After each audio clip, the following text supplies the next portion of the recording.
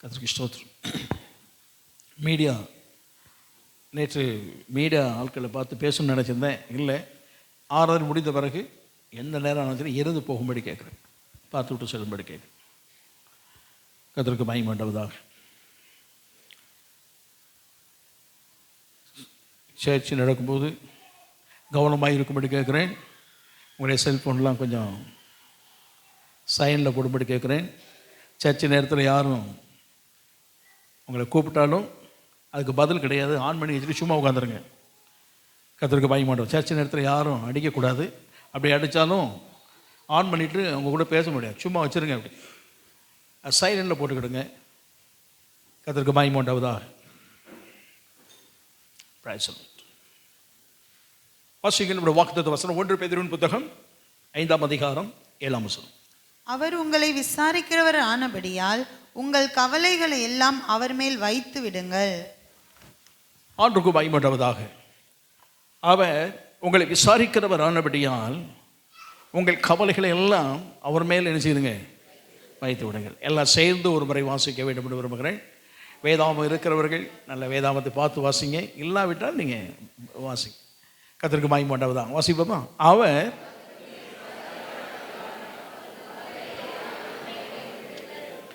ஆண்டவருக்கு மகிமை உண்டாவதாக. அவர் உங்களை விசாரிக்கிறவர் ஆனபடியால் உங்கள் கவலையெல்லாம் அவர் மீது என்ன செய்யுங்கள், வைத்து விடுங்கள் என்று சொல்லப்படுகிறது. Cast all your anxiety on him because he cares for you. ஆமாம். ஆண்டவருக்கு மகிமை உண்டாவதாக. கவனமாக இருக்கும்படி கேட்குறேன். அதே போல் ஆங்கில வேதாமத்தில் ஒரு சிம்பிள் இங்கிலீஷ் பைபிள் ஒன்று ஒரு நாளை பார்த்து 4-5 வேதாம் வாசித்து பார்த்தேன். எல்லாரும் ஒரே மாதிரி இருந்தாலும் சில பகுதிகளிலே வித்தியாசம் இருந்தது. If you have any kind of trouble in your mind, உங்களுடைய மனதில் ஏதாகிலும் பிரச்சனைகள் அலக்களிப்பு மாதிரி இருந்ததுன்னா நான் சொல்கிறேன், கிவ் இட் டு காட். ஆண்டவர்கிட்ட கொடுத்துருங்க. கர்த்தருக்கு மகிமை உண்டாகும். God has promise to take care of you. உங்களை குறித்து அவர் விசாரிக்கிறவர் என்று ஏற்கனவே ப்ராமிஸ் பண்ணியிருக்கிறார், வாக்குத்தத்தம் பண்ணியிருக்கிறார். ஆமாம். கர்த்தருக்கு மகிமை உண்டாவதாக. ஆகவே இந்த காலவேளை ஆண்டு சமூகத்தில் வந்திருக்கிறோம். அவர் உங்களை விசாரிக்கிறவரானபடியால் உங்கள் கவலையெல்லாம் அவர் மேலே என்ன செய்யுங்க. இதில் நிறைய பகுதி இருக்குது. விசாரிக்கிற தேவன், கவலைகளை சுமந்து தீர்த்த தேவன். கர்த்தருக்கு மகிமை உண்டாவதாக.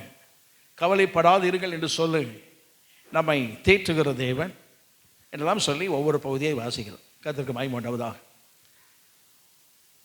இந்த நாளிலே தேவன் அனுமதிக்க வரை, நேரம் அனுமதிக்க வரை இந்த பகுதியை பார்க்க விரும்புகிறேன். இந்த உலகத்தில் பலவிதமான கவலை இருக்கிறது. கர்த்தருக்கு ஸ்தோத்திரம் உண்டாவதாக. பலவிதமான கவலை. கவலைக்கு இதுதான் என்று சொல்வதற்கு என்ன கிடையாது. சிலருக்கு பண கவலை, பணம் இல்லையே என்பது கவலை. சில குடும்ப ரீதியான கவலை. குடும்ப ரீதியாக சொல்லும்போது ஒன்று திருமண காரியங்கள், பிள்ளைகளுடைய திருமண காரியங்கள், வேலை வாய்ப்பு, பிள்ளைகளுடைய படிப்பு. சில வேலைகளே திருமணம் இல்லாமல், திருமணம் முடிந்தாலும் திருமணம் செய்த பிள்ளைகளுக்கு புத்திர சந்தானம். இது குடும்ப ரீதியாக. பிள்ளைகளுக்கு எடுத்துக்கொண்டால் ஒரே கவலை படிப்பு. படித்த பிள்ளைகளுக்கு எடுத்துக்கொண்ட கவலை வேலை வாய்ப்பு இல்லை. வேலை கிடைச்ச பிள்ளைகளுக்கு திருமண வாழ்வுக்காரு. இப்படி ஒவ்வொருத்தருக்கும் ஒவ்வொரு கவலை. கர்த்தருக்கு மகிமை உண்டாவதாக. கவலைக்கு இடங்கிறதுல எக்கச்சக்க கவலை. ஒவ்வொருவருக்கும் ஒவ்வொரு கவலை. 100 பேர் இருக்கிறோம்னா 100 விதமான கவலை. கர்த்தருக்கு மகிமை உண்டாவதாக. ஒருவர் கவலை ஒருவர்கிட்ட இருக்காது.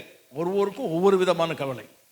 ஆனாலும் ஆண்டவர் எப்படிப்பட்ட கவலையாக இருந்தாலும் சரி, எத்தனை ஆயிரம் கோடிக்கணக்கான ஜனங்கள் கோடிக்கணக்கான கவலையோடு இருந்தாலும் ஆண்டவர் அதெல்லாம் நான் விசாரிக்கிறேன். விசாரிக்கிற தேவன் என்கிட்ட வச்சுட்டீங்கன்னா அதுக்கு உங்களுக்கு பரிகாரம் உண்டு. ஆமாம். ஆகவே இந்த காலவேளை ஆண்டு சமூகத்தில் வந்திருக்கிறோம். கர்த்தர் நல்ல பரிகாரத்தை நமக்கு ஏற்படுத்துவாராக. ஆமாம். கவலைக்கு இதுதான் அப்படிங்கிறது ஒன்றுமே கிடையாது. கவலைக்கு எப்படினாலும் வரும். காலையில் எழுந்த உடனே வீட்டுக்காரம்மா கேட்குற ஒரு கேள்வி, இன்றைக்கி என்ன செய்கிறது, இன்றைக்கி என்ன செய்யுது. நீங்கள் எவ்வளோதான் லிஸ்ட்டு போடுங்க, லிஸ்ட்டு போட்டாலும் ஒரு கேள்வி என்னதான், இன்றைக்கி என்ன குழம்பு வைக்கிறது. அவங்களோட நிலைமை என்னது, கவலை எதில் வந்துடுது, சாப்பாட்டு பிரச்சனையில் வந்துடுது. கர்த்தருக்கு மகிமை உண்டாவதாக. இதே போல் ஒவ்வொருத்தருக்கும் ஒவ்வொரு காரு. வண்டி இல்லைன்னா வண்டியில் இருக்குது. வண்டியில் போகிறவனுக்கு இன்னொரு கவலை, கார் இல்லைன்னு கவலை. காரில் போகிறவன் நடந்து போகிறவனை பார்த்து இப்படி சுவாதீனமாக நடந்து போகிறதுக்கூடிய வழி இல்லையே நமக்கு அப்படின்னு ஒவ்வொருத்தருக்கும் ஒவ்வொரு கவலை. கவலையெல்லாம் அவர் மேலே வச்சிருவோம். ஆமாம், எப்படிப்பட்ட கவலையாக இருந்தாலும் சரி. கர்த்தருக்கு மகிமை உண்டாகுது. ஆங்ஸைட்டி எழுதுகிற அது என்ன சொல்ல வேண்டும்னு சொன்னால், அது வியாகுலம், விசாரங்கள், மனக்கிளேசங்கள், கர்த்தருக்கு மகிமை உண்டாவதாக, இவையெல்லாம் அழுத்தம், மன அழுத்தம், பாரம், இப்படி ஒவ்வொன்றுக்கும் ஒவ்வொரு கவலைக்கு பல பகுதிகள் கொடுக்கப்பட்டிருக்கிறது.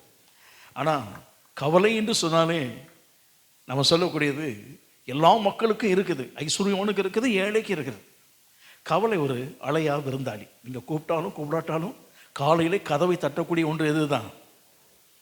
கதவு திறந்தவுடனே நம்ம சந்திக்கிற முதல் ஆளை யார் தான்? கவலை தான். அலையா விருந்தாளி. நீ கூப்பிட்டாலும் கூப்பிடாட்டாலும் நம்மை தேடி வரக்கூடிய ஒரு விருந்தாளி கவலை தான். சில பேர் நம்மோடு கூட எப்போதுமே இருக்கக்கூடிய பங்காளராகவே இருக்கிறார் கவலை. கர்த்தருக்கு மகிமை உண்டாவதாக, கர்த்தருக்கு ஸ்தோத்திரம் உண்டாவதாக. ஆனால் சில வேளையிலே கவலை ஒன்றன் பின் ஒன்றாய் சங்கிலி தொடர் போல வரும். அதெல்லாம் வேதத்தில் சொல்லப்பட்டிருக்கு. ஆனால் எல்லாவற்றிற்கும் பரிகாரம் எங்கே இருக்குது? இயேசுவிடத்திலே உண்டு. ஆமாம், கர்த்தருக்கு மகிமை உண்டாவதாக. அந்த இயேசுவிடத்திலே உண்டு. இந்த நிருபத்தை பேதுரு எழுதுகிறான். பேதுரை பற்றி நமக்கு எல்லாம் தெரியும். இருக்கிற சீசர்களிலே வயதில் முதிர்ந்தவன். அதோடு மாத்திரமல்ல, நல்ல திடகாத்திரமான வலிமை, அவனுக்கு வலிமை உள்ள ஒரு ஆள். ஏன் அப்படின்னா, இயேசு கிறிஸ்துவோடு இரவு கெத்செமனேயில் ஜெபிக்க போகும்போது இயேசுவை பிடித்து விட்டார்கள். அவன் தப்பிச்சு ஓடும்போது இவன் பட்டயத்தை எடுத்து ஒரு போடு நினைச்சிட்டான், ஒருத்தனை போட்டான். அவ்வளோ தைரியம் அவனுக்கு இருந்தது.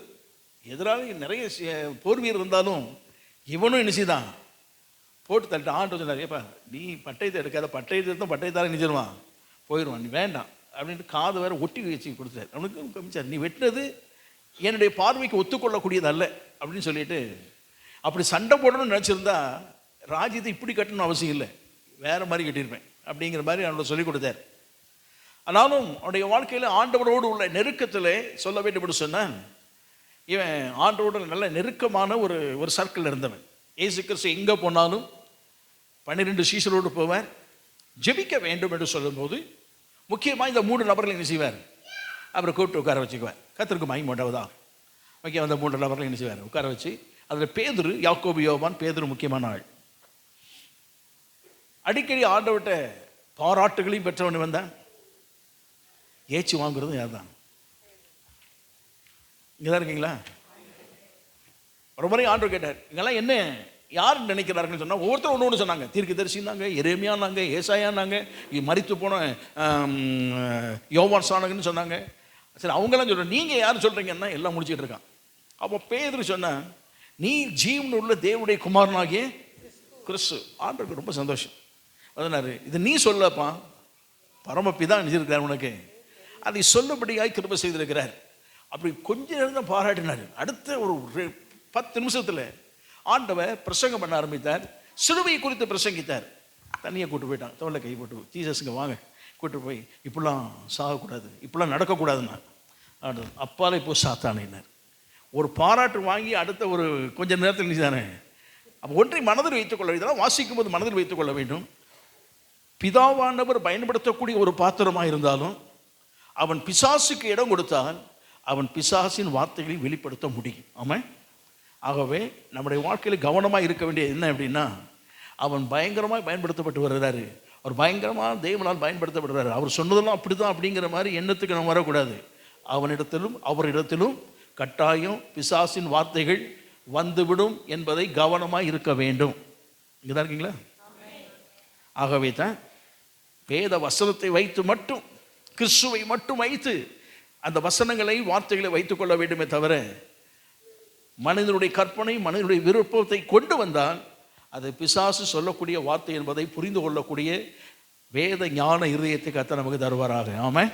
சரி, இதெல்லாம் ஒவ்வொரு பகுதி. ஆண்டவர் இங்கே கவலை என்று சொல்லப்படும் போது கவலை என்ற ஒரு வார்த்தையை இங்கே பயன்படுத்தினார். இன்னொரு பகுதியில் சொல்லப்படும் போது அதுக்கு சொல்லப்படும் போது அழுத்தம், பதஷ்டமான சூழ்நிலைகள், மன அழுத்தம், இதைகளை சொல்லுகிறார். அது மன அழுத்தமாக இருந்தாலும் பதஷ்டமாக இருந்தாலும் நம்ம ஆண்டோட கொடுத்துட்டா போதும், கர்த்தர் மாற்றி அமைப்பார். இன்னொரு வேர்டு சொல்லும் போது பாரம் என்று சொல்ல, பேர்டன் என்று சொல்லுகிறார். கர்த்தருக்கு மகிமை உண்டாவதாக. உங்கள் வாழ்க்கையில் அதான் சங்கீதக்காரன் சொல்லுகிறான், கர்த்தர் மீது உன் பாரத்தை வைத்து விடு, அவர் உன்னை என்ன செய்வார்? ஆதரிப்பார். நீதிமானை ஒருபோதும் என்ன செய்யார்? தள்ளாடப்பட்டார். ஆகவே உங்கள் பாரமானது, அந்த கவலையானது கொஞ்சம் காலகட்டத்தில் விட்டு விட்டு மன அழுத்தம், பதஷ்டம், சோர்வு, வியாகுலத்தை கொண்டு வரும். இது நம்முடைய வாழ்க்கை நீடித்திருக்க பண்ணும் சொன்னால் நம்முடைய வாழ்க்கையிலே பாரமாகவே மாறிவிடும். நம்முடைய வாழ்க்கையிலே அது எதுவாய் மாறினாலும் ஆண்டவரை வைத்து விட்டால் தேவன் நமக்கு அற்புதமான விடுதலை கொடுக்க வல்லவர். ஆமென். இந்த காலவில் ஆண்டு சமூகத்தில் வந்திருக்கிறோம். கர்த்தருக்கு ஸ்தோத்திரம் உண்டாவதாக. ஆண்டு சமூகத்தில் வந்த நாம் வாழ்க்கையிலே கவலை குறித்து பல விதங்களிலே வேதாகமம் சொல்லுகிறது. நமக்கு தேவையான கவலை எது, தேவையில்லாத கவலை எது, நாமாவை வருவித்து கொண்ட கவலை எது, இது வேயத்தில் இந்த உலகத்திலே நாம் வாழ்க்கை வாழ்ந்து கொண்டிருக்கும் சங்கிலி தொடர் போல வரக்கூடிய கவலையெல்லாம் எது என்று வேயத்தில் பல ரீதியாய் சொல்லப்பட்டிருக்கிறது. அதில் ஒன்றன் பின் உடனாய் பார்ப்போமாக. கர்த்தருக்கு மகிமை உண்டாவதாக. வாசிக்கும்படி கேட்கிறேன். நமக்கு தேவையான கவலை குறித்து சொல்லப்படுகிறது குறித்து வாசிக்க விரும்புகிறேன். எபிரேயர் நிருபம் 2ஆம் அதிகாரம் 4ஆம் வசனத்தை வாசிக்கும்படி கேட்கிறேன். அடையாளங்களினாலும் அற்புதங்களினாலும் பலவிதமான பலத்த செய்கைகளினாலும் தம்முடைய சித்தத்தின்படி பகிர்ந்து கொடுத்த பரிசுத்த ஆவியின் வரங்களினாலும் தேவன் தாமே சாட்சி கொடுத்ததுமாயிருக்கிற இவ்வளவு பெரிதான இரட்சிப்பை குறித்து நாம் கவலையற்று இருப்போமானால் தண்டனைக்கு எப்படி தப்பித்துக் கொள்ளுவோம்? ஆண்டவருக்கு மகிமை உண்டாவதாக. ஒரு பெரிய வசனம் வாசத்தில் பாதி மறந்து போயிருக்கும். சரி, அதெல்லாம் நம்ம மறுபடியும் கொண்டு வரோம். இங்கே இந்த வசனத்தில் சொல்லப்படுகிறது, நீங்கள் மனதில் வைத்துக் கொள்ளும்படி கேட்கிறேன். கர்த்தருக்கு மகிமை உண்டாவதாக. தேவையான கவலை அல்லது அவசியமான கவலை. அப்போ இவ்வளோ நேரம் கவலையை போட்டுருங்க, ஆண்டவர்கிட்ட கொடுத்துருங்க, கவலையை மாற்றுவார்னு சொன்னீங்க. இப்போ கவலையே தேவைன்னு சொல்கிறீங்களே, எங்களுக்கு ஏன் இந்த கவலை தேவை? ஆமாம், அவங்க நிறைய கவலை இருக்குது. பிரசங்கம் பண்ணும்போது நிறைய கவலை வரும். இதாக இருக்கீங்களா? கர்த்தருக்கு மகிமை உண்டாவதாக. அதான் புரிஞ்சுக்கணும், சைடில் போகும். கர்த்தருக்கு மகிமை உண்டாவதாக. அவன் கவலை நமக்கு தேவை. உன்னை மனதில் வைத்துக் கொள்ள வேண்டும். கவலைப்படாதீங்க, கவலையெல்லாம் வச்சிருங்கன்னு சொல்லும் போது நமக்கு என்ன கவலை தேவை அப்படிங்கிற ஒரு கேள்வி நமக்கு வரலாம். ஆனால் இங்கே எபிரேயர் நிருபக்காரன் எழுதுறான் 3ஆம் வசனத்திலிருந்து சொல்லணும். ஒவ்வொரு பகுதியாக நம்ம வாசிப்போம். அது சொல்லப்படுகிறது. அந்த அதுக்கு முன்பதாக 2ஆம் வசனத்தை நான் 4ஆம் வசனத்தில் வாசித்தோம் இல்லையா, அந்த பகுதி கடைசி பகுதி வாசிக்க வேண்டும் என்று விரும்புகிறேன். 4ஆம் வசனத்தை எல்லாம் எடுத்துக்கொள்ளும்படி கேட்குறேன். 4ஆம் வசனத்தில் எல்லாம் சேர்ந்து ஒரு முறை வாசிடுவோம், அப்போ தான் அதை புரியும். கர்த்தருக்கு மகிமை. எவ்வளவு பெரிதான ரட்சிப்பை குறித்து, கடைசி பகுதியில் இவ்வளவு பெரிதான ரட்சிப்பை குறித்து கவலையற்று இருப்போமானால் தண்டனைக்கு எப்படி தரும்? அப்போ இங்கே சொல்லப்படுகிற ஒரு இவ்வளவு பெரிதான ரட்சிப்பை குறித்து கவலையற்று இருப்போமானால், அப்புறம் இந்த ரட்சிப்பை குறித்து கவலை கட்டாயம் எல்லாருக்கும் என்னது? அதான் சொல்லுகிறேன், அவசியமான கவலை. நமக்கு தேவையான, இங்கதான் இருக்கீங்களா? எப்படினாலும் வர முடியும். கேட்குறேன், அவசியமான கவலை. முதல்ல என்னது? கவலையெல்லாம் ஆண்டவரை வச்சிருவான். அந்த கவலையை நீங்கள் வச்சிருங்க. நான் இப்போ சொல்ல வேண்டிய கவலைக்கு வாங்க. ஆமாம், கர்த்தருக்கு மகிமை உண்டாவதாக. இந்த கவலை என்னன்னா அவசியமான கவலை. அந்த கவலை என்னன்னா ரட்சிப்பை குறித்து கவலை. ரட்சிப்பை குறித்து கவலை. நம்முடைய வாழ்க்கையிலே ஆண்டவர் கொடுத்த ரட்சிப்பை குறித்து நமக்கு கவலை இருக்க வேண்டும். அப்படி கவலை இருந்தால் தான் ரட்சிக்கப்பட முடியும், ரட்சிக்கப்பட்டதை பாதுகாக்க முடியும். இதாக இருக்கீங்களா? கர்த்தருக்கு மகிமை உண்டாவதாக. அந்த ரட்சிப்பை குறித்து சொல்லப்படும். ஏன் அப்படின்னா 3ஆம் வசனத்திலிருந்து ஆரம்பிக்குது. அதை சொல்லும் போது சொல்லப்படுகிற 3ஆம் வசனத்தில் கர்த்தருக்கு மகிமை உண்டாவதாக. முதலாவது கர்த்தர் மூலமாக என்ன செய்யப்பட்டது? இந்த ரட்சிப்பு எங்கே அறிவிக்கப்பட்டது அப்படி சொல்லணும்? கர்த்தர் மூலமாக அறிவிக்கப்பட்டது. எங்கே? அடுத்த ஒரு கேள்வி வரும். கர்த்தர் மூலமாக எப்படி சொன்னார் நமக்கு தெரிய வேண்டும். ஏதேன் தோட்டத்தில் ஆண்டவர் இந்த ரட்சிப்பை குறித்து என்ன செய்தார்? முதலாவதாக சொன்னார். கர்த்தருக்கு மகிமை உண்டாவதாக. மனிதன் பாவம் செய்து விட்டார். ஆதாம் ஏவாள் பாவம் செய்து விட்டார்கள். ஆதாம் ஏவாள் நம்ம குறிப்பிடுவதை விட மனுக்குலம் என்ன செய்து விட்டது? பாவம் செய்து விட்டது. மனுக்குலத்திற்கு அவர் சொல்லுகிறார். கர்த்தருக்கு மகிமை உண்டாவதாக. ஆதாம் ஏவாள் பாவம் செய்த உடனே அவர் பாவம் செய்த அவர்களை கூப்பிட்டு ஆண்டவருக்கு ஒரு பலி மிருகம் ஒன்றை பலியிட்டு தேவனுடைய உறவுகளை ஏற்படுத்தி ஆண்டவர் சொன்னார், இனி என்னோடு உறவுகள், என்னோடு கூட ஐக்கியம், என்னோடு கூட பேச வேண்டும், என்னை ஆராதிக்க வேண்டும். என்ன நீ கட்டாயம் எதன் மூலம் வர வேண்டும்?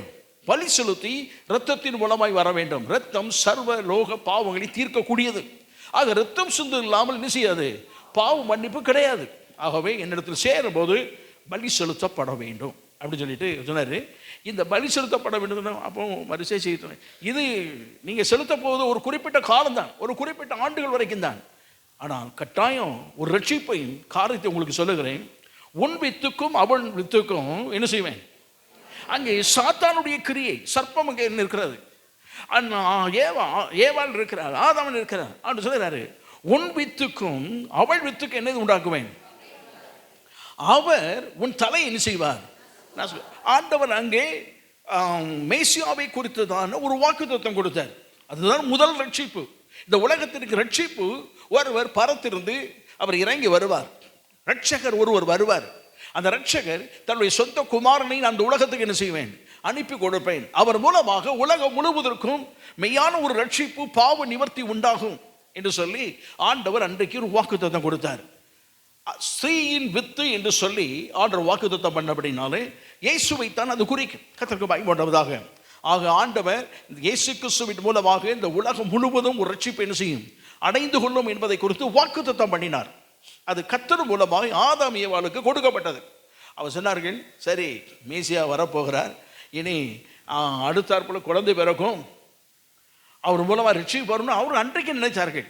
புரிந்து கொள்ள முடியவில்லை. அவரை காயின் பிறந்த உடனே, ஆபேல் பிறந்த உடனே சாத்தான் நினைச்சான், இவர் மூலமாய் ஒருவேளை என்ன செய்யும், என் தலை நசுக்கக்கூடிய வாய்ப்பு வந்து விடுமோன்னு சொல்லி அவன் சாத்தான் காயினை பயன்படுத்தினான். ஏன் ஆபேலை கொன்று விட்டான். காயின் கொலைகாரன், எப்படி ரட்சிப்பு வரும் அவன் நினைத்தான், எப்படி ரட்சிப்பு வரும். ஆனால் தேவனுடைய திட்டம், தேவனுடைய காரியம் உனக்கு தெரியாது. அப்போ வழி வழியாய் சொல்ல ஆரம்பித்தார்கள். ஏனோஸ் பிறந்தான், கர்த்தரை ஆராதிக்க ஆரம்பித்தார்கள். காலங்கள் நடுவே இந்த பலிமுறைகள் சொல்லிக் கொடுக்கப்பட்ட ரட்சிப்பு, தேவனோடு சேருகிற விதங்கள் சொல்லிக் கொடுக்கப்பட்டது. கர்த்தர் மூலமாய் அறிவிக்கப்பட்டு அவரிடத்தில் கேட்டவர்களாலே, அப்படி கேட்டார்களே, ஆண்டவரிடத்தை கேட்டாங்களே, அவர் கேட்டவர்கள் ஒவ்வொரு சந்ததி சந்ததியாய் என்ன செய்தார்கள், உறுதியாக்கப்பட்டது. சொல்லி சொல்லி சொல்லி உறுதியாக்கப்பட்டதும். அடுத்த வசனம், அடையாளங்களினாலும் அற்புதங்களினாலும். பல இந்த ரட்சிப்புக்காக ஆண்டவர் பல அற்புத அடையாளங்களை செய்தார். அடையாளங்களினாலும் அற்புதங்களினாலும் பலத்த செய்களினாலும் அவர் சித்தப்படி பகிர்ந்து கொடுத்த பரிசுத்த ஆவியினாலும் என்ன செய்தார், ஒவ்வொன்றா சொல்லி கொண்டு வர்றார். அவர் செய்து கொண்டிருக்கிறார். இவ்வளவு பெரிதான ரட்சிப்பு. இந்த ரட்சிப்பை குறித்து சொல்லும்போது சாதாரணமாய் இந்த உலகத்திற்கு ஆண்டவர் கொடுக்கவில்லை. அவர் இவ்வளவு பெரிய ரட்சிப்பை கொடுப்பதற்கு தம்முடைய சொந்த குமாரனை உலகத்துக்கு அனுப்பினார். அவராலே பாடுகள் படப்பட்டு வேதனை அனுபவித்து இரத்தம் சிந்தி அவர் நமக்கு மீட்பின் திட்டத்தை இவர் கொடுத்தார். கர்த்தருக்கு மகிமை உண்டாவது. பாவ நிவாரணம் செய்வதற்காக, இந்த உலகத்தில் ஒட்டுமொத்த பாவத்தை பரிகரிப்பதற்காக. அந்த காலகட்டம் மட்டும் வராவிட்டால் இன்றைக்கு ஒரு மிருகம் கூட இருக்காது, ஒரு பறவை இருக்காது. இந்த உலகத்தில் என்ன இருக்காது, ஆடு மாடுலாம் போய் கடைசியில் சிங்கம் புலி, கடைசியில் ஒட்டுமொத்தமாக ஒவ்வொரு குடும்பம், ஒரு 10 குடும்பம், ஒரு ஊர் சேர்ந்து ஒரு யானை அடித்து கடைசியில் அதுவும் இல்லாமல் ஒன்றுமே இல்லாமல் ஒவ்வொரு மனுஷனையும் ஒவ்வொருத்தையும் அடிக்க வேண்டிய காலகட்டம் வந்துடும். கடைசியில் ஒன்றுமே இல்லாமல் போயிடும். அதற்கு தான் ஒட்டுமொத்தமாக எல்லாருடைய பாவங்களையும் தாம் ஒருவரையும் சுமந்து அவர் தம்முடைய ஜீவனை பணைய வைத்து இரத்தம் சிந்தி மீட்பின் திட்டத்தை ஏற்படுத்தினார். மற்றவர்களை சொல்லப்பட்டதோ, கர்த்தரால் சொல்லப்பட்டது, பரிசுத்தாவினால் உறுதிப்படுத்தப்பட்டது, அற்புத அடையாளத்தில் சொல்லப்பட்டது.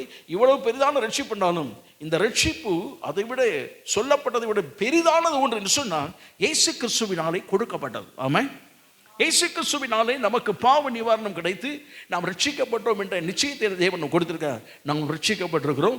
நாம் அனைவரும் ரட்சிப்பின் திட்டத்திலே நிறைவேற்றப்பட்டு ஆட்டு சமூகத்தில் அமர்ந்திருக்கிறோம். ஆமாம், நாம் எல்லாம் ரட்சிக்கப்பட்டோம். இந்த ரட்சிப்பை குறித்து கவலை நமக்கு இருக்க வேண்டும். ஆமாம், ஒருவேளை இந்த காலவெளி ஆண்டு சமூகத்தில் வந்திருக்கிறவங்களுடைய வாழ்க்கையில் இதனால் வரை பாவத்திலிருந்தும் அக்கிரமத்திலிருந்து விடுதலை பெறவில்லை, இயேசு கிறிஸ்துவின் பிள்ளையாக மாற்றி அமைக்கப்படவில்லை, இன்னும் ரட்சிக்கப்படவில்லை என்று சொன்னால் உங்கள் வாழ்க்கையை இயேசுவுக்கு ஒப்பு கொடுத்து உங்கள் இந்த ரட்சிப்பின் மேன்மை பெற்றுக்கொள்ளுங்கள். கட்டாயம் இந்த ரட்சிப்பை குறித்து கவலை பெற்றுக்கொள்ள வேண்டும் என்ற கவலை உங்களுக்கு இருக்க வேண்டும்.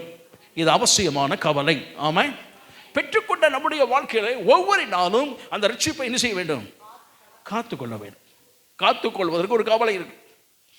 ஏன்னு சொன்னால் ஒன்று பறிக்கப்பட்டு போய்விடும், இல்லை நாமவே விலைக்கரையும் செலுத்தி விடுவோம், இல்லாவிட்டால் அதை அலட்சியம் பண்ணி தொலைத்து போயிடுவோம். ஆமாம், ஆகவே இதற்கு கவலை ஒன்று இருந்தால்தான் கட்டாயம் என்ன செய்வோம்.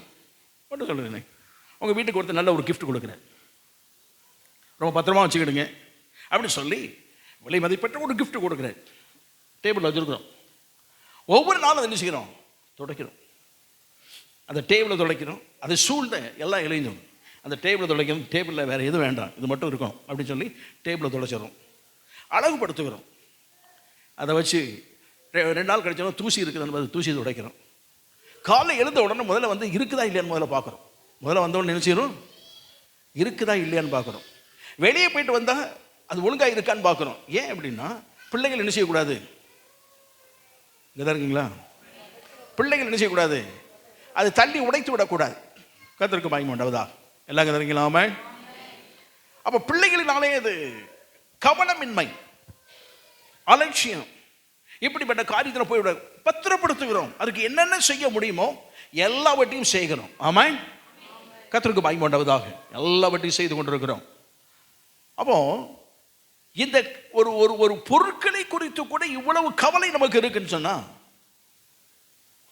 தேவன் தம்முடைய சுய ரத்தத்தை சிந்தி விளையேறப்பட்ட ஒரு ரத்தம். நம்ம ரத்தத்துக்கு அவர் ரத்தத்துக்கு என்ன வித்தியாசம் அப்படின்னா, நம்மளோட ரத்தம் பாவம் நிறைந்தது, அவருடைய ரத்தம் என்ன கிடையாது, பாவம் இல்லாதது.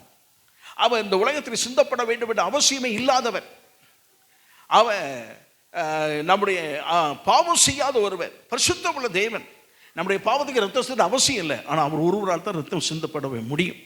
அவர் விலையேறப்பட்ட ரத்தத்தை சிந்தி நமக்கு கொடுத்திருக்கிறபடினாலே அந்த ரட்சிப்பை குறித்து நாம் என்ன செய்யணும், கவனமாக இருக்கும், ஒவ்வொரு நாளும் காத்துக்கொள்ள வேண்டும்.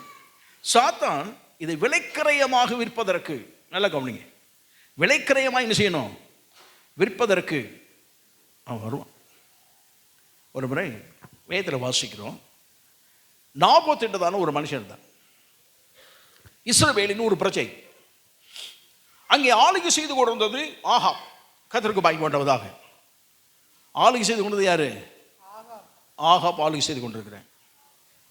ஆளுகை செய்து கொண்டிருக்கும் போது திடீரென்று ஒரு நாபோத்தை கூப்பிட்டான். நாபோத் இங்க வா, உன்னுடைய திராட்சை தோட்டம் என்னுடைய அரண்மனை அருகே இருக்கிறது. இந்த பில்டிங் இருக்கு, பில்டிங் இடத்துல ஒரு சின்ன ஒரு பிளாட் இருக்கு, இதே மாதிரி அதான் இருக்கிறது. நீ என்ன செய்ய வேண்டும், என்ன செய்ய வேண்டும், எனக்கு அதை நீ தர வேண்டும். அதை கீரை கொள்ளையாக்கி போடுவதற்கு. அது எதை மாற்றுறது, திராட்சை தோட்டம், அதை எதை மாற்றணுமா, கீரை கொள்ளையாக்கி போடுவதற்கு நீ எனக்கு தர வேண்டும். அவன் சொல்கிறான், நான் அதை வாசிக்கும் போதெல்லாம் யோசித்தேன், எவ்வளோ இருக்கும், ஒரு 10 ஏக்கர் இருக்குமா அப்படி நான் யோசித்தேன். ஒரு 10 ஏக்கர் இருக்குமா அப்படின்னு சொல்லிட்டு யோசித்தேன். ஒரு 10 ஏக்கர் தானே, கொடுத்துட்டு போகலாமே அப்படின்னு நினச்சேன். ஆனால் அவன் தோட்டத்துடைய அளவு என்ன, இந்த குறிப்பு சொல்லுது, ஏறக்குறைய 2 கிலோமீட்டர் நீளம், 2 கிலோமீட்டர் அகலம். அவன் தோட்டத்தில் அவனுடைய அளவு எவ்வளவு, எவ்வளவு பெருது. அரண்மனை இருக்குது பக்கத்தில், ஆனால் தோட்டத்தினுடைய அளவு ஏறக்குறைய 2 கிலோமீட்டர், 1.5 கிலோமீட்டர் வச்சுக்கிடுங்க, 1.5 கிலோமீட்டர் நீளம், 1.5 கிலோமீட்டர் அகலம். அப்படின்னா அவ்வளோ பெரியது. இங்கேருந்து வச்சோன்னா எங்கே போயிடும், போலீஸ் காலனி தாண்டி அது 1.5 கிலோமீட்டர் பண்ணால் நம்ம பழைய அந்த சர்ச்சுக்கு போயிடும், கள்ளிவாச சர்ச்சு. இங்கேருந்து நீளம். சரி, இந்த பக்கம் போனோம்னா பழைய பஸ் ஸ்டாண்ட் வச்சுக்கிடுவான், 2 கிலோமீட்டர் இருக்குமா, இந்த பக்கம் 2 கிலோமீட்டர், எந்த பக்கம் போயிடும், கோட்டையை தாண்டி போயிடும் 2 கிலோமீட்டர், அந்த பக்கம் 2. இவ்வளோ பெரிய காரைக்குடி ஊரே உள்ளே இருக்குது. இது யாருடைய இடம், நாபோத் இடம். அவன் கேட்குறான், எனக்கு கொடுங்க. அதெல்லாம் கேட்காது, என் பிதாக்களின் சுதந்திரம். ஆமாம், என் பிதாக்களுக்கு தேவன் வாக்குத்தத்தம் பண்ணி இந்த தேசத்தை கொடுத்துருக்கிறார். இந்த தேசத்தை அவர் இலவசமாய் கொடுத்துருக்கார். காசு போட்டு வாங்கலை. நாங்கள் எந்த இஸ்ரவேல் ஜனமாவது கோத்திரங்களை பிரிக்கும் போது காசு கொடுத்து பிரிச்சாங்களா? இலவசமாய் இந்த தேசத்தை கர்த்தர் எங்களுக்கு கொடுத்திருக்கிறார். வாக்குத்தத்தம் பண்ணின தேசம் அது தேவனாலே முன்குறிக்கப்பட்டு ஆபிரகாமுக்கு வாக்குத்தத்தம் பண்ணப்பட்டு, நல்ல கவனிங்க, ரட்சிப்பு எப்படி வந்ததோ அதே போல அந்த சுதந்திரம் வந்தது. தேவனால் முன்குறிக்கப்பட்டதுன்னு சொல்லப்படுது இல்லவா, வேதத்தில் சொல்லப்படுகிறது. மோசே சொல்லுகிறான், அவன் சொன்னான், இந்த உலகம் சிருஷ்டிக்கப்படும் போது, உலகம் சிருஷ்டிக்கப்பட்டது, தரை வெட்டாந்தரை உண்டாக்க கடவுது நல்லா சொல்லி ஆண்டவர் சொன்னார். சிருஷ்டிக்கப்பட்ட காலம் ஒன்று, வெட்டாந்தரை. கர்த்தருக்கு மகிமை உண்டாவதாக. வெட்டாந்தரை உருவாக்கப்படுது. அப்போது ஆண்டவர் சொன்னார், பூர்வீகத்தில் வெட்டாந்தரை உருவாக்கப்படும் போது ஆபிரகாமின் சந்ததிக்கு ஆண்டவர் குறிப்பிட்டு ஒரு எல்லை என்ன செய்தாராம், நிர்ணயித்து வைத்தார். ஏற்கனவே ஆதாம் ஏவாள் உருவாக்கப்படுவதற்கு முன்பதாகவே யாரை குறித்து சொல்லப்பட்டது, ஆபிரகாமின் எல்லை இஸ்ரவேல் ஜனங்களுக்கு சுதந்திரமாய் கொடுக்க வேண்டும் என்று சொல்லி இந்த தேசத்தை கர்த்தர் குறித்து வைத்திருந்தார். ஆமாம், நல்ல வேத வாசனை நமக்கு நல்லா தெரியும். இதே போல ரட்சிப்பு ஆதாம் இவற்றை சொல்லப்பட்டது. இவற்றை சொல்லப்பட்டது எப்போது இருந்ததுன்னா, உலக தோற்றத்திற்கு முன்னே அடிக்கப்பட்ட ஆட்டுக்குட்டி ஆனவர். ஆமாம். அப்போ ரட்சிப்புக்கு ஆண்டவர் திட்டமிட்டது ஏதோ இந்த காலகட்டத்தில் திட்டமிட்டார் என்பதல்ல, உலக தோற்றத்திற்கு முன்பே திட்டமிட்டது. இந்த உலகம் ஆதாம் உருவாக்கப்படுவதற்கு முன்பே. கொஞ்சம் பிள்ளைகள் கொஞ்சம் அமைதியாக வச்சுருங்க, சத்தம் போட்டு வெளியே கூட்டு போயிடும், டிஸ்டர்ப் பண்ணக்கூடாது, மற்ற யாரும் டிஸ்டர்ப் பண்ணக்கூடாது.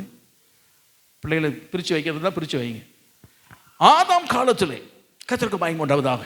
ஆதாமின் காலத்தில் ஆண்டவர் சொன்னார் இந்த பூர்வீகம் இப்படிலாம் இருக்கும் அப்படின்னு. ஆனால் வேதத்தை சொல்லப்படுகிறது எப்படின்னா, ஆதாம் உருவாக்கப்படுவதற்கு முன்பதாகவே எல்லை குறித்து வைத்தார், ஆபிரகாமின் எல்லை. ஆமாம்.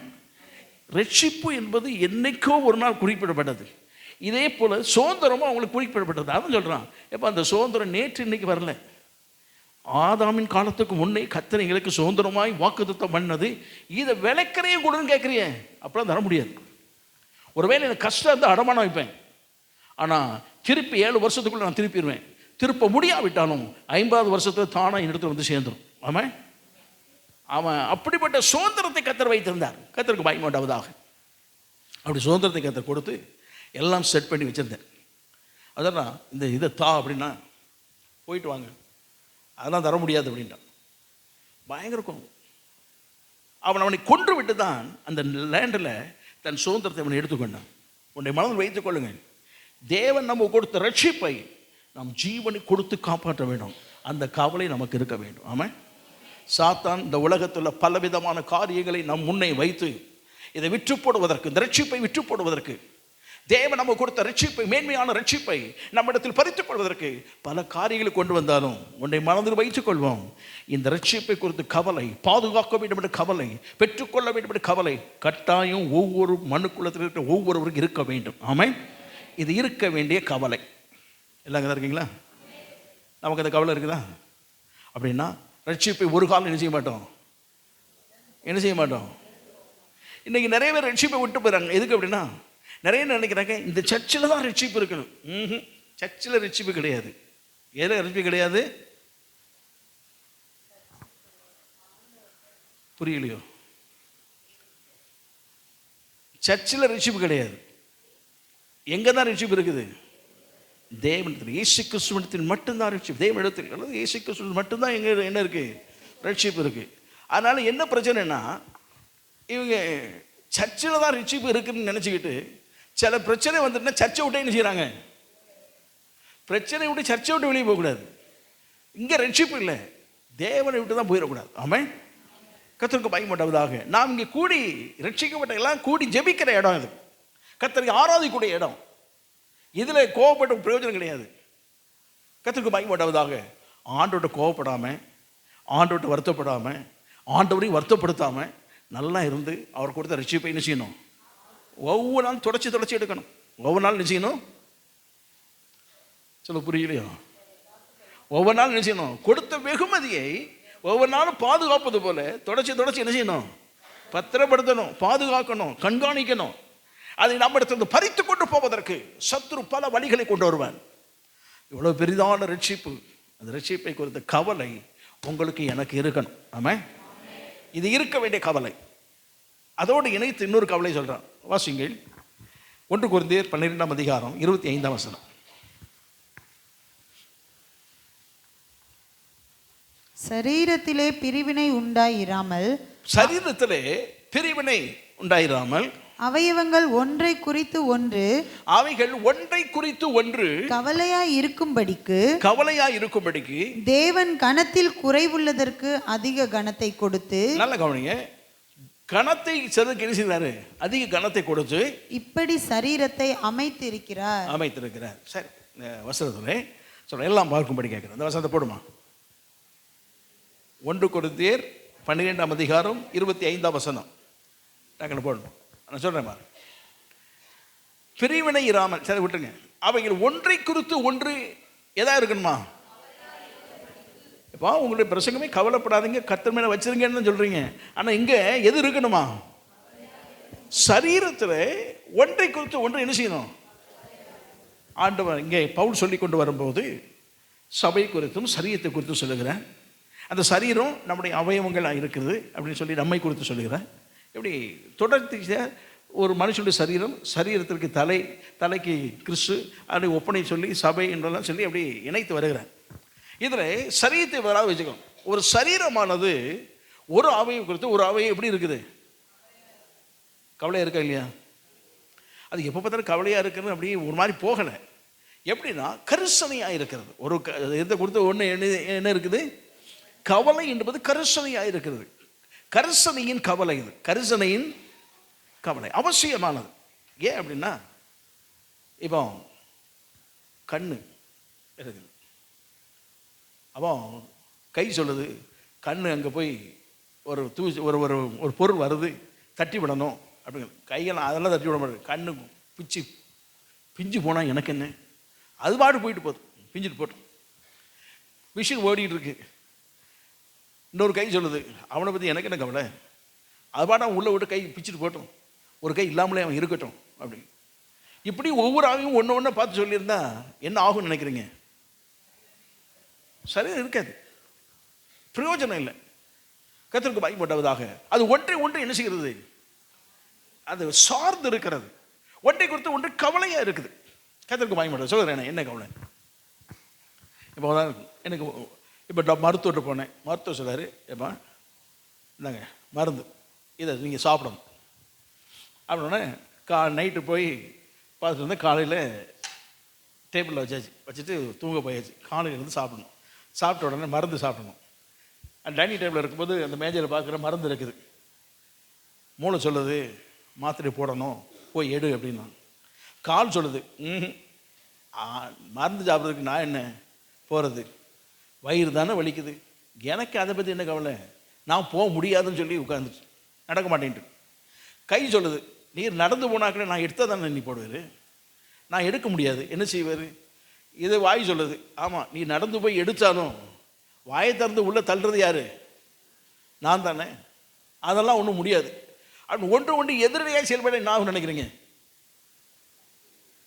நீங்களே நடந்து போகும்போது சொல்லுங்க, ஒரு காலுக்கு ஒரு கால் எதிராகிட்டு ஒரு ஸ்டெப் முன்னால் வைக்குது, முன்னால் போக முடியாது பின்னால் வாரேன்னு சொல்லிட்டோம். நீங்கள் நடக்கும்போதே யோசனை பண்ணி பாருங்களேன், நம்ம நிலைமையே ஒரு மாதிரி ஆயிடும். ஆனால் ஒன்று என்ன செய்யுது, ஒன்று கனத்துக்குரியதாக இருக்கும், கனவீனத்துக்குரியதாக இருக்கும், அதை பற்றி பிரச்சனை இல்லை. சரீரத்தில் ஒன்று கனத்துக்குரிய பார்ட்ஸ் இருக்குது, உள்ளபயங்கள்லாம் ரொம்ப கனத்துக்குரியது. ஏன்னா ரொம்ப தேவையானது என்னதுதான் அந்த கனத்துக்குரியதை நம்ம நினைக்கிறோம் அது ஒரு மாதிரி. ஆனால் அது பார்வைக்கு கனத்துக்குரியதாக இருந்தாலும் இன்னொரு பார்வையில் அது சாதாரண, அதாவது கனவீனமான ஒன்று. எப்படின்னா அது பாதுகாக்கப்பட்ட ஒன்றில் இருக்குது. ஹார்ட்லாம் இருக்குது, லங்ஸ் இருக்குது, எல்லாம் அதெல்லாம் பாதுகாக்கிறதுக்கு ஆண்டவர் அமைப்பை என்ன செய்கிறாரு, வெளியே கை வச்சிருக்காரு, கண்ணை வச்சிருக்காரு, காதை வச்சிருக்காரு, மூக்கு வச்சிருக்காரு, வாய் வச்சிருக்காரு. உள்ளே இருக்கிறது ஒன்று இருக்குது, அது அவயவங்களை என்ன செய்யாரு பூட்டி பத்திரப்படுத்தி வச்சிருக்காரு. ஆனாலும் இதெல்லாம் அவயவங்கள் ஒன்று என்ன செய்யணும், சார்ந்து தான் இருக்கணும்.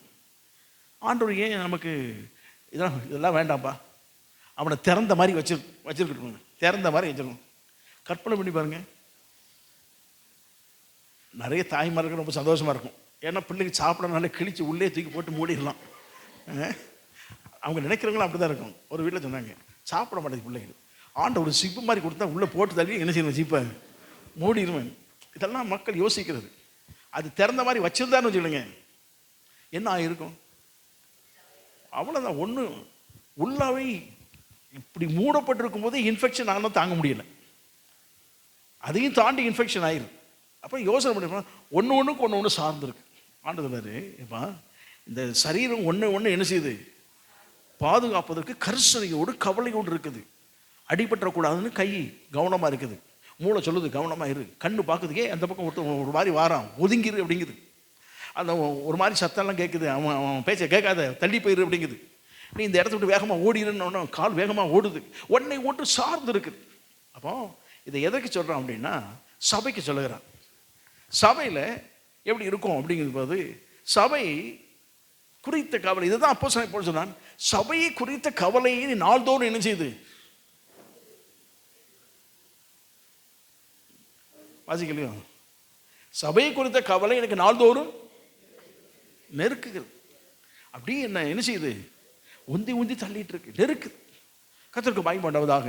கலாத்திய சபை எப்படி இருக்காப்பா, எபே சபை எப்படி இருக்கு, ஏன் அவன் வந்தானே, தீமோத்தேயு வந்தானே, அந்த சபை எப்படிப்பா இருக்குது. அங்கேருந்து பார்த்தான், கிரேத்தா தீவு இருக்கு, ஓயா பொய்யர். அவன் சொல்கிறான், ஓயா பொய்யர், என்னப்பா அப்படி சொல்கிற, பெருவயிற்று சோம்பேறி, என்ன இப்படி சொல்கிறேன். ஆமாம் அப்படி தான் இருக்கிறான். சரி அவனுக்கு நிருபம் எழுது, எப்போ உங்கள் தீர்க்க தரிசி இப்படி தான் சொல்லியிருக்கிறான், நீங்கள் கவனமாக இருங்கன்னு சொல்லி அவனுக்கு எழுதுறான். ஒவ்வொன்று தீர்த்துக்கு எழுதுறான், ஒன்று ஒன்றா சொல்லி சபைக்கு எழுதுறான். அவனுக்கு நாள்தோறும் கவலை கவலை கவலை, சபை குறித்த ஒரு கவலை. அப்போ என்ன என்னன்னா, நம்முடைய வாழ்க்கையில் சபையை குறித்த ஒரு கவலை கட்டாயம் உங்களுக்கு எனக்கு என்ன செய்யணும் இருக்கும். சபையினுடைய அவயவங்கள், நீங்கள் அதெல்லாம் யாரு, ஒவ்வொரு அவயவங்கள், ஒவ்வொரு அவயவங்களை குறித்து தான் ஏன் வரலன்னா கேட்குறோம். கேட்கறதுக்கு ஆளை வச்சிருக்கிறோம். ஒன்றும் ஆள்லாம் கிடையாது, நானே தான் எல்லாம் செய்யறது. வரலைன்னா என்ன செய்வோம், ஏன் வரலன்னு கேட்போம். இதுக்கெல்லாம் ஏன் வரலன்னு கேட்க திட்டு வாங்கியிருக்கீங்களா நீங்கள்? வாழ்க்கையில் நான் வாங்கியிருக்கேங்க. ஒருத்தர் ஃபோன் பண்ணேன், ஏன் வரல, இந்த ஏன் வரல எதுக்கு வரலன்னு கேட்கக்கூடாது. எப்போ உங்களுக்கு நல்லதானே கேட்டேன். நான் வரணும்னா வருவோம், இல்லைன்னா விட்டுருங்க, நாங்கள் வருவோம். ஏன் வரலன்னு ஃபோன்லாம் போட்டு கேட்கக்கூடாது அப்படின்ட்டாங்க. சரி எதுக்கு வம்பு, விட்டுட்டேன். ஒருத்தர் இன்னொருத்தர் வரல, கேள்விக்குறி, கேட்கவா வேண்டாமா. சரி யோசனை, அதே மாதிரி திட்டாருன்னா என்ன பண்ணுறது, விட்டுட்டேன். ஒரு 3 நாள் கழிச்சு பார்த்துட்டு மறுபடியும் மனம் கேட்காம ஏன் வரலன்னா, ஆமாம் 2 வாரம் வரலன்னு தெரியுங்களே, ஏன் ஃபோன் பண்ணி கேட்கலன்னாங்க. இங்கே நிலைமையெல்லாம் பாருங்கள். நேற்று ஒரு பாட்டு இருக்குது, உங்களுக்கு அனுப்பி தரேன் செய்யுங்க. அவர் பாடுறாரு, ஏன்ப்பா நாங்களாம் அவங்க ஊழியத்துக்கு வரோன்னு சொன்னோம், கூப்பிட்டவரே நீர், கூப்பிட்டு வந்து இந்த மக்கள் பற்றியில் படாத பாடு படுத்துறாரு. ஆண்டவர் கேட்குறாரு. அப்போ என்ன அப்படின்னா, கேட்டாலும் குத்தம் கேட்கட்டாலும். அப்போ கரிசனை எதுக்கு வைக்கிறோம், கட்டப்படுவதற்கு, ஒருங்கிணைந்து செயல்படுவதற்கு. அப்போ நம்முடைய வாழ்க்கையில் என்ன, கவலை ரட்சிப்பை குறித்து இருக்கணும், பாதுகாப்பதற்கு. ஒவ்வொரு நாளும் அந்த ரட்சிப்பை என்ன செய்யணும், புதுப்பித்துக் கொள்வதற்கு, அந்த ரட்சிப்பை நிலைத்திருப்பதற்கு கவலை என்னைக்கு இருக்கணும். ஒன்று பெற்றுக்கொள்வதற்கு கவலை இருக்கணும், பெற்றுக்கொண்டு நாம் காப்பதற்கு கவலை இருக்கணும். இன்னொன்று சபையாக இருந்ததுன்னா சபை என்ன செய்யணும், இணைந்து செயல்படுவதற்குரிய கவலை என்ன செய்யணும், இருக்கணும். நாள்தோறும் இது நம்முடைய வாழ்க்கையில் இருக்க வேண்டிய கவலை. கர்த்தருக்கு பயப்படுவதாக இந்த கவலை என்ன செய்யணும், ஒவ்வொரு நாளும் இருக்கணும். ஏன்னா நாம் தெய்வ சாயலில் உருவாக்கப்பட்டவர்கள். ஆமாம், கர்த்தருக்கு ஸ்தோத்திரம் உண்டாவதாக. ஒவ்வொரு அவயங்களுக்கு வந்து கவலை உள்ளவர்களாகவே இருக்கும். சரி, இது அவசியமான கவலை. இன்னொரு கவலை இருக்கு, தவிர்க்க வேண்டிய கவலை. இது வேண்டான்னு தள்ளி விடக்கூடிய கவலை. ஒன்று அவசியமான கவலை, இது வேணும். ரெண்டையும் போட்டு மாற்றி குழப்பிடாதீங்க. ஆமாம், தவிர்க்க வேண்டிய கவலை. வாசிங்கள் மார்க் எழுதின சுவிசேஷம் 4ஆம் அதிகாரம் 18ஆம் வசனத்தை வாசிக்கும்படி கேட்குறேன்.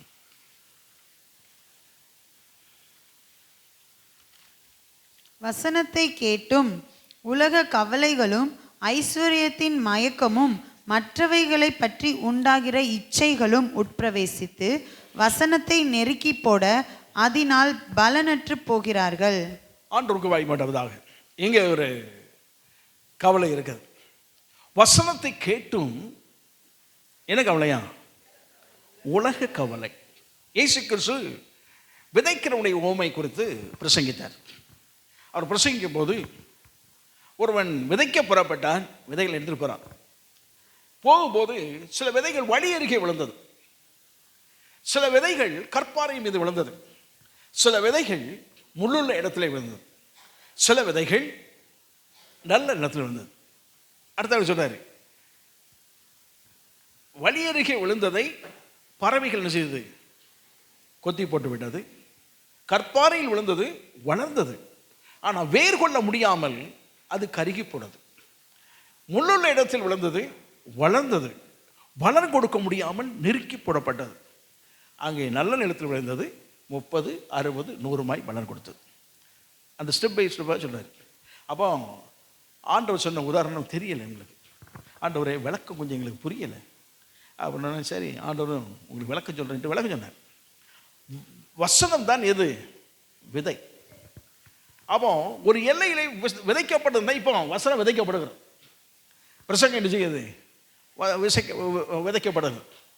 இது வழி அருகே விழுந்ததுன்னு சொன்னால் எப்படின்னா, வழி அருகே விழுந்த பறவைகள் செய்தான் அது கேட்பாங்க, கேட்குற மாதிரி வசனம் மேலே வரும்.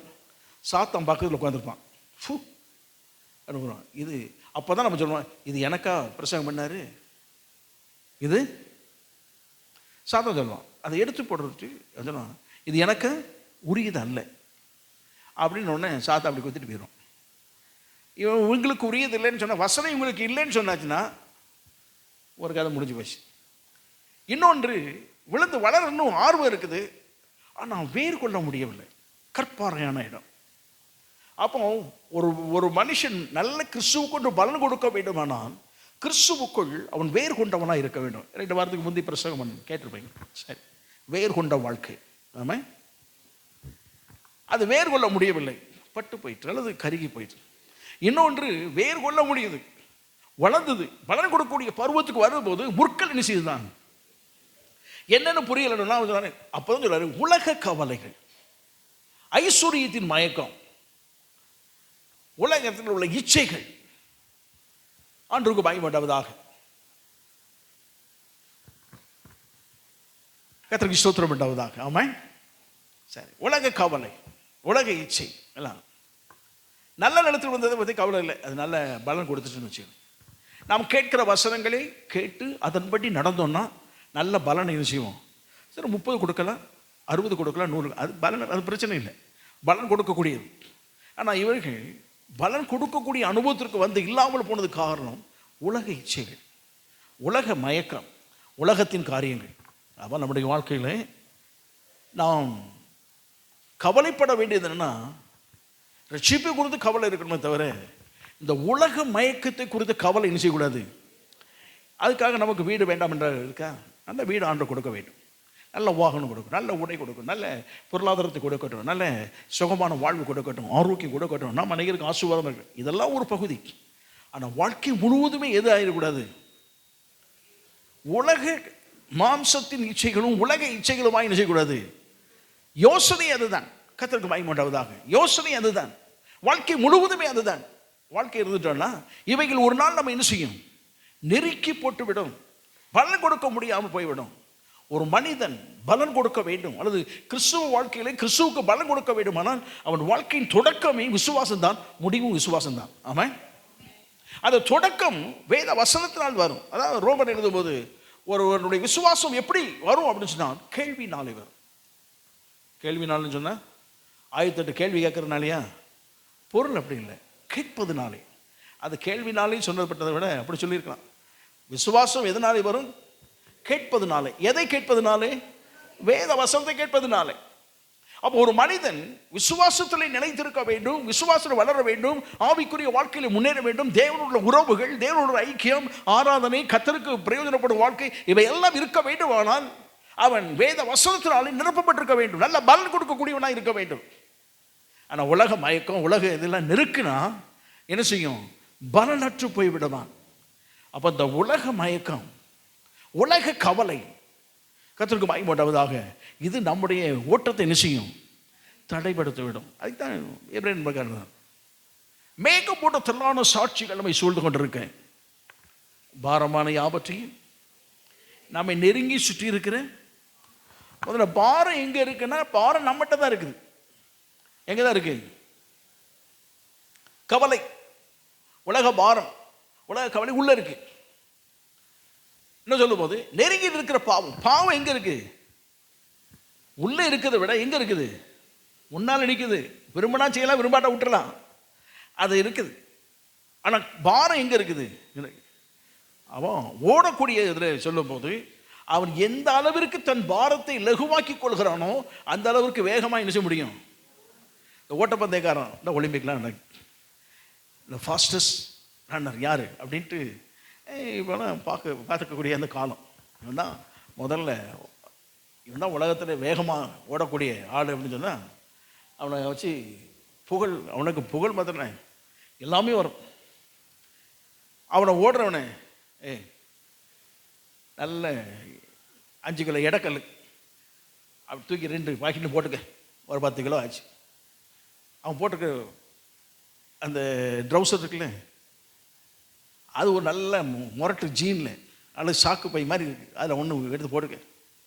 காலில் 2 இரும்பில் ஆடம் கட்டின ஷூலாம் இருக்குது, அதை போட்டு ஓடுனா ஓடுவானா மனுஷன், நடக்கவே முடியாது. எவ்வளவுக்கு பாரம் குறைக்கிறானோ அவன் பாருங்க, அவன் பனியன் தான் அப்படி எடுத்து சுருட்டான், கைக்குள்ள விழுந்தும். அந்த பனியன் போட்டிருக்கிறது பனியன், அந்த பனியன் அப்படி சுற்றி குடிச்சா கைக்குட்ட மாதிரி உள்ளே என்ன செய்கிறோம், அடங்கிடும். அந்த ட்ரௌசர் அதுக்குள்ளே அடங்கிடும். நாம் வாங்கின ஷூ எவ்வளோ வாங்குவோம்? ஒரு 1000 ரூபா, 2000 ரூபா, 5000 ரூபா. 6000 ரூபா ஷூவை போட்டால் ஷூவை கொஞ்சம் முன்னாலே நீட்டிக்கிட்டு காலை பேண்ட்டை தூக்கி மேலே வச்சுருவான். ஏன்னா ஷூ எவ்வளவு? 6000 ரூபா ஆச்சு. ஆனால் அவனுடைய ஷூ கம்பெனிக்காரன் கொடுக்குறான் 5 லட்ச ரூபா, 10 லட்ச ரூபா ஒரு ஷூ. ஏன்னா ஊதுனா என்ன செய்யணும்?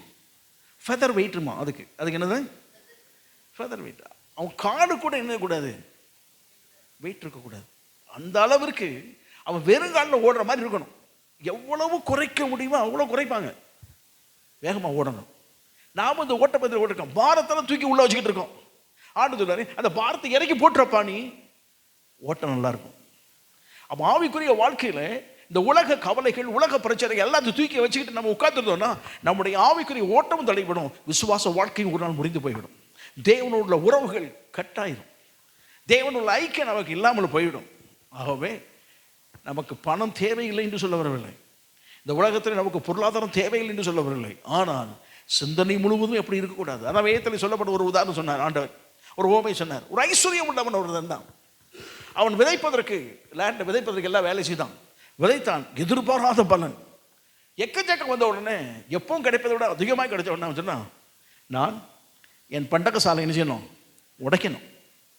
உடைச்சி விரிவுபடுத்தி இதெல்லாம் கொண்டு சேர்த்துட்டு சரீரத்தை பார்த்து சொன்னான், சரீரமே நல்ல சுகமாக குடித்து புசித்து திருப்தியாக எல்லா நாளுக்கு இனி 2 வருஷம் இல்லை 10 வருஷத்துக்கு தேவையானது என்ன இது கிடைச்சிரு, கவலையே படாத அப்படின்னு சொல்லுறான். ஆண்டவர் சொன்னார், மதி கேட்டனே, ஆத்துமாவை குறித்து கவலை இல்லை உனக்கு, இந்த ரைட்டு நீ போயிட்டானே என்னப்பா பண்ணுவேன், நீ சேர்த்து வச்சாலே எங்கே உள்ளதா போகும்.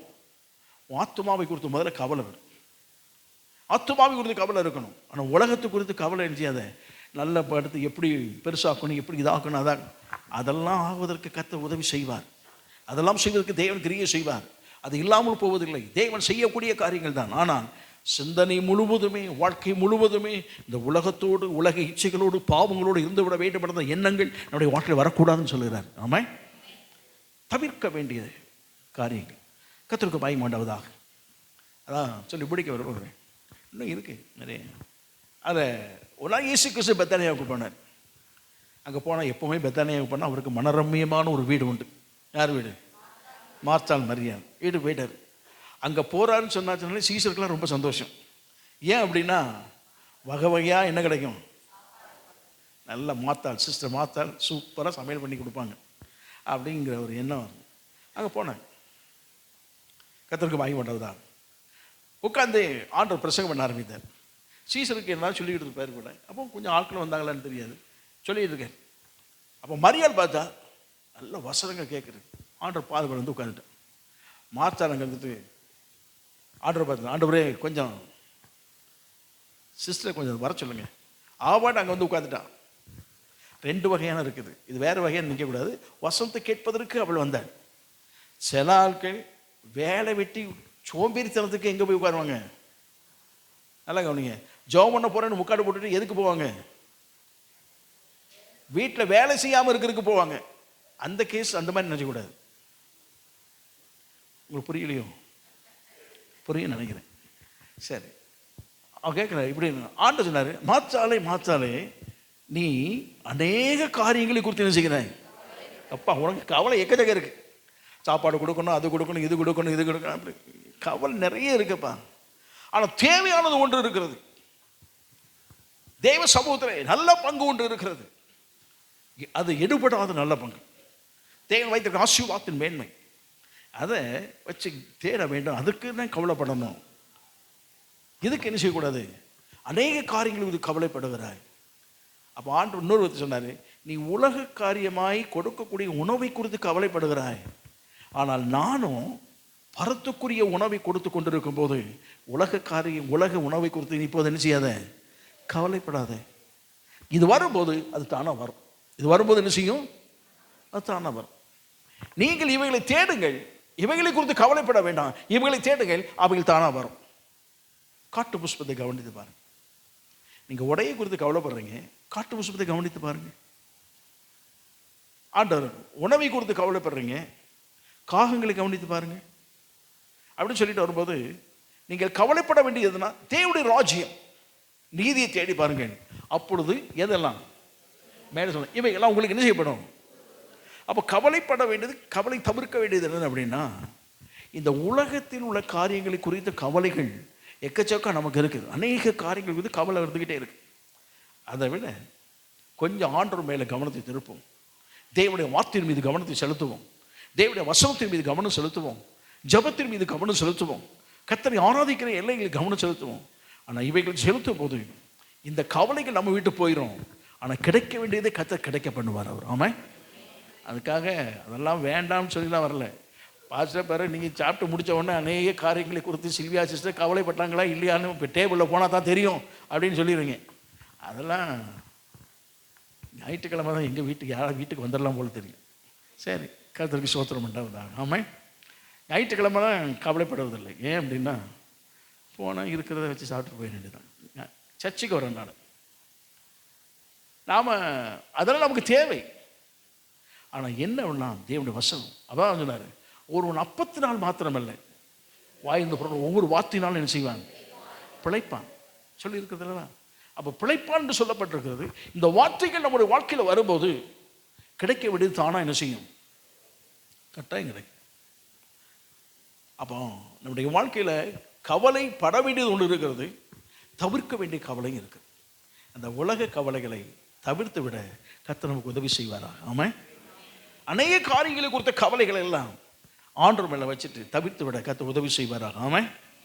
கர்த்தருக்கு பயம் உண்டாவது, தவிர்த்து விடக்கூடிய கவலை இன்னும் நிறைய இருக்கு. கர்த்தருக்கு ஸ்தோத்திரம் உண்டாவதாக.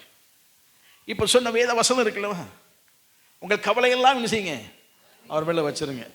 நேரம் இல்லை, தலைப்பு மற்ற சொல்லி சில சூழ்நிலைகள் நாமவே கவலையாக எடுத்துக்கொள்ளக்கூடியது, நாமவே கவலையை மாற்றிக்கொள்ளக்கூடியது. கவலையாக இருக்குது, நாமே வம்புக்கு போய் என்ன செய்யறது, கவலை இழுத்து போட்டுக்கிறது நிறைய வேத்துறது. சாயங்காலம் வாங்க நம்ம ஜெபம் பண்ணுவோம், எல்லாமே எழுந்து ஜெபம் பண்ணுவோம். ஆமாம். பிரைஸ். கவலை படுவதினா எவன் தன் வளர்ச்சியிலே, கவலை படுவதினா எவன் தன் வளர்ச்சியிலே,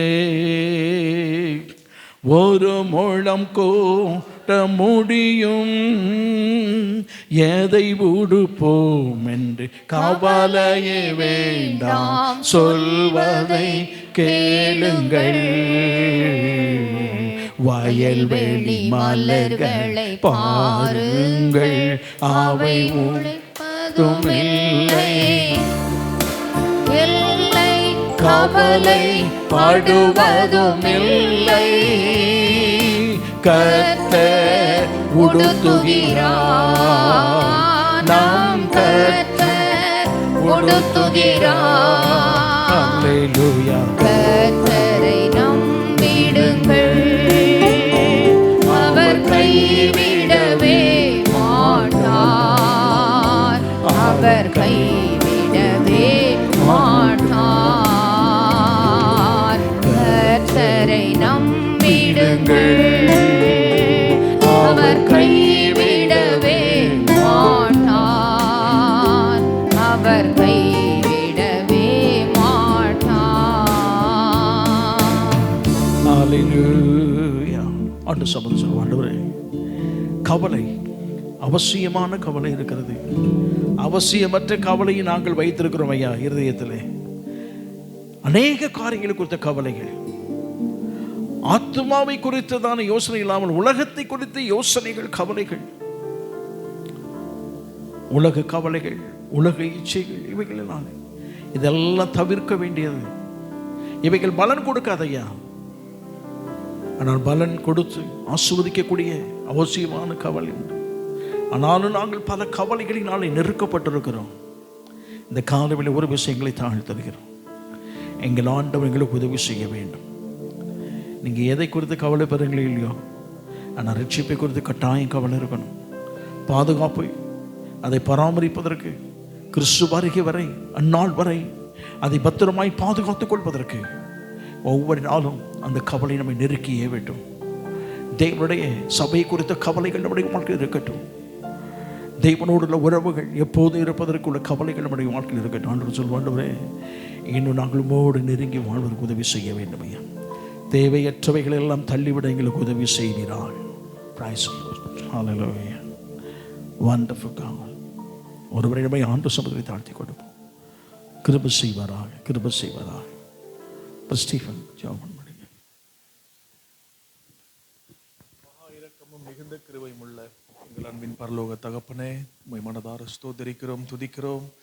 ஆசீர்வதிக்கப்பட்ட அந்த நல்ல ஆராதனைக்காய் உமக்கு நன்றி ஆண்டவரே. போதகர் மூலமாய் ஆண்டவரே கவலைப்படுகிற காரியங்களை குறித்து எங்களோடு கூட கர்த்தர் வல்லமையாய் இடைப்பட்டீர் ஆண்டவரே. அப்பா, இந்த உலகம் எங்களை ஒருவேளை விசாரியாமல் போகலாம், எங்களை பார்த்து விசாரிப்பற்ற சீயோன் என்று கூட சொல்லலாம், கேட்பதற்கு யாரும் இல்லை என்று சொல்லலாம் ஆண்டவரே, கேட்பதற்கு யாரும் இல்லாமலும் இருக்கலாம். ஆனால் கர்த்தர் சொல்லுகிறார், உங்கள் கவலைகள் எல்லாம் அவர் விசாரிக்கிறபடியினாலே உங்கள் கவலைகள், உங்கள் பாரங்கள், உங்கள் துக்கங்கள், உங்கள் காரியங்கள், கண்ணீர் எல்லாவற்றையும் உம்முடைய சமூகத்தில் இந்த நாட்களில் நாங்கள் வைத்துவிட எங்கள் ஒவ்வொருவருக்கும் கிருபை தருவீராக ஆண்டவரே. நீங்கள் ஒன்றுக்கும் கவலைப்படாமல் எல்லாவற்றையும் குறித்து உங்கள் விண்ணப்பங்களை ஸ்தோத்திரத்துடனே கூடிய ஜெபத்தினாலும் வேண்டுதலினாலும் தேவனுக்கு தெரியப்படுத்துங்கள். அப்பொழுது எல்லா புத்திக்கும் மேலான தேவ சமாதானம் உங்கள் இருதயங்களை கிறிஸ்து இயேசுவுக்குள்ளாய் காத்துக்கொள்ளும் என்று சொல்லப்பட்ட வார்த்தையின்படி ஆண்டவரே, எங்கள் கவலைகள், எங்கள் கண்ணீர், எங்கள் புலம்பல்கள், வேதனைகள், எங்கள் மனக்குமுறல்கள் எல்லாவற்றையும் இந்த ஆராதனையிலே உம்முடைய சமூகத்திலே, உம்முடைய பாதத்திலே நாங்கள் இறக்கி வைக்கிறோம் ஆண்டவரே. இனி அந்நாள் துக்கமுகமாய் இருக்கவில்லை என்று சொல்லப்பட்ட வார்த்தையின்படி ஆண்டவரே, பாருங்கள் எல்லாம் உம்முடைய பாதத்திலே இறக்கி வைத்துவிட்டு இலகுவான இருதயத்தோடு சமாதானத்தோடு இந்த ஆராதனை விட்டு நாங்கள் கடந்து செல்ல எங்கள் ஒவ்வொரு இருதயத்திலும் தேவ சமாதானத்தினாலே நிரப்பி அனுப்பும்படியாய் எங்கள் மீட்பெரும் இரட்சகருமாய் இருக்கிற ஆண்டவர் இயேசு கிறிஸ்துவின் நாமத்திலே ஜெபிக்கிறோம். ஜெபம் கேளும் எங்கள் பரிசுத்தமுள்ள நல்ல தகப்பனே. ஆமென், ஆமென். ஆத்துமாவே கர்த்தரை ஸ்தோத்திரி, ஆத்துமாவே கர்த்தரை ஸ்தோத்திரி. நம்முடைய கர்த்தராயிருக்கிற இயேசு கிறிஸ்துவின் கிருபையும் பிதாவாகிய தேவனுடைய அன்பும் பரிசுத்தாவியானவருடைய அன்யோன்ய ஐக்கியம், கிருபை, சமாதானம், சந்தோஷம் நாம் அனைவரோடும் இன்றும் இன்றும் சதா காலம் இருப்பதாக.